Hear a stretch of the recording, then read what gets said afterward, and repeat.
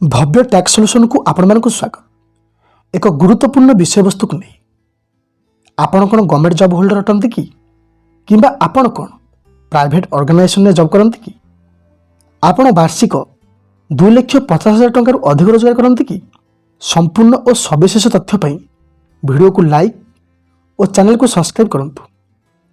आज्ञा हाँ, आपण को दरमा जदि कम आसूची ताहले व्यस्त होबार आवश्यक नहीं, कारण आपण पाखे अच्छी one and only Bhavya tax solution. आम यही वीडियो माध्यम आपण मानक जनवाक चाहूँ कि इनकम टैक्स एक्ट 192 अनुसार आपण दरमारू टीडीएस कटा जाइए, जार शेष तारीख थिला जनवरी मास 7 तारीख। आसतु जानिबा टीडीएस कौन और यह सैलरी कौन पर डिडक्ट हुए। TDS tax deducted at source. Salary TDS कटिबार कारण निजुक्तिदाता ठारू प्राप्त सैलरी आय भाव वर्गीकृत होइछि एवं टिकसर हाराहारी हार उपरे आधार करी टीडीएस रिफ्लेक्ट करिथाए। आईटीए इनफॉरमेशन टेक्नोलॉजी एग्रीमेंट निजुक्तिदाता पई दरमा उपरे टीडीएस कटिबा पई बाध्यतामूलक करिछि। जो माने निज कर्मचारी मानक दरमा प्रदान करती से गवर्नमेंट हो कि प्राइवेट, से माने सेथुरु टीडीएस काटी सही पैसा को सरकार पाखरे जमा कर दियंती। निजुक्तिदाता केउ मानकर टीडीएस काटी थांती।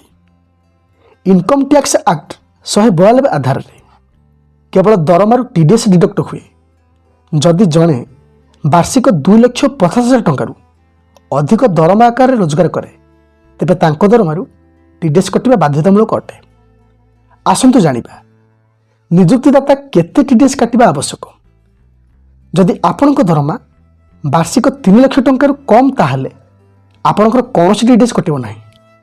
जदि आपणक दरमा वार्षिक 3,01,000 टंका अधिक और 5 लाख टंका कम ताहले आपणकर 5% बा 10,000 टंका टीडीएस कटिबो।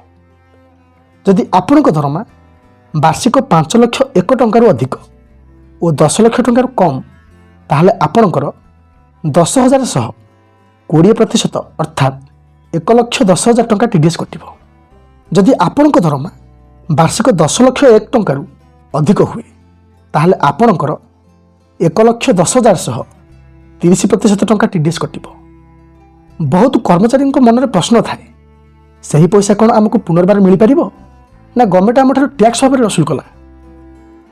भव्य टैक्स सॉल्यूशन आपण मानक जणाई देबाक चाहे कि आपण को सही पैसा रिटर्न मिल पारिबो। एथिपाई आपण को इनकम टैक्स रिटर्न फाइलिंग करने को पड़ो।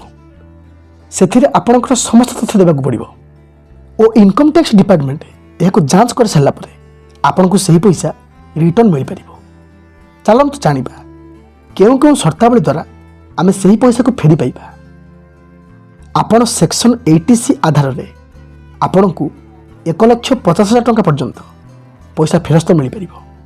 जदि आपण गोटे आर्थिक वर्ष बा एप्रिल 1 तारिख रु मार्च 31 भितर आर्थिक लेनदेन उपर निवेश करिथिबे, जेमिति कि LIC, public provident fund contribution, fixed deposit investment, post office रे 5 वर्षिया fixed deposit, national savings certificate investment, investment in pension plan और deferred annuity plan, Sukanya Samriddhi Yojana, EPF contribution, यही सब योजना बाद आपण जदि आपणक पिला मानक कौन से स्कूल किंबा कॉलेज रे पढ़ाउछंती ताहले सेठी जदि आपण कौन सी फीस देछंती ताहले आपण पैसा फेरस्त पाई इनकम टैक्स एक्ट 1961 रे क्लेम करि परिबे।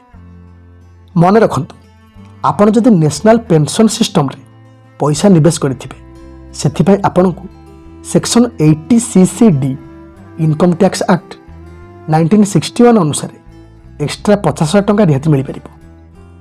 सेक्शन 80D अनुसार आपण को 25,000 पर्यंत छाड़ मिल पारिबो जदि आपण आपणक परिवार पई कोनोसी हेल्थ इंश्योरेंस प्लान करिथिबे। आपण आपणक परिवार सह आपणक माँ बापांक पई कोनोसी हेल्थ इंश्योरेंस प्लान करिथिबे ताहले 50,000 आपण आपणक सह आपणक परिवार रो पेंशन उपभोक्तांकर जदि हेल्थ इंश्योरेंस प्लान करिसंती ताहले आपण को 75,000 टंका पर्यंत छाड़ मिल पारिबो। सेक्शन 80TTA आधार रे ଆପଣଙ୍କ ବ୍ୟାଙ୍କର ସେଭିଂସ୍ ଆକାଉଣ୍ଟରେ ମିଳିଥିବା ଇଣ୍ଟରେଷ୍ଟ ଉପରେ ଆପଣଙ୍କୁ 10,000 ପର୍ଯ୍ୟନ୍ତ ରିହାତି ମିଳିପାରିବ। ସେକ୍ସନ୍ 16I ଆଧାରରେ ସମସ୍ତଙ୍କୁ 50,000 ଟଙ୍କା ଷ୍ଟାଣ୍ଡାର୍ଡ ଡିଡକ୍ସନ୍ ଭାବେ ମିଳିପାରିବ। ଏଥିପାଇଁ କୌଣସି ଇନଭେଷ୍ଟମେଣ୍ଟ ପ୍ଲାନ୍ ଦରକାର ନାହିଁ। ଏହା ଥିଲା ସାଲାରୀ ଓ TDS ସମ୍ପର୍କିତ ବିଶେଷ ବିବରଣୀ। ଯଦି ଆପଣ ଆପଣଙ୍କ ପଇସା ଇନକମ୍ ଟ୍ୟାକ୍ସ ଫାଇଲିଂ ଦ୍ୱାରା ଫେରି ପାଇବା ପାଇଁ ଚାହାନ୍ତି ତାହେଲେ ସ୍କ୍ରିନ୍ରେ ଦିଆଯାଇଥିବା ନମ୍ବର ସହ ଯୋଗାଯୋଗ କରନ୍ତୁ। ଏମିତି ଟ୍ୟାକ୍ସ ସମ୍ପର୍କିତ ଅପଡେଟ୍ ପାଇଁ ଚ୍ୟାନେଲକୁ ସବସ୍କ୍ରାଇବ୍ କରି ନୋଟିଫିକେସନ୍ ବଟନ୍କୁ କ୍ଲିକ୍ କରନ୍ତୁ, ଯାହାଫଳରେ କି ଆପଣଙ୍କ ପାଖରେ ପ୍ରଥମେ ଭିଡ଼ିଓ ପହଞ୍ଚିପାରିବ।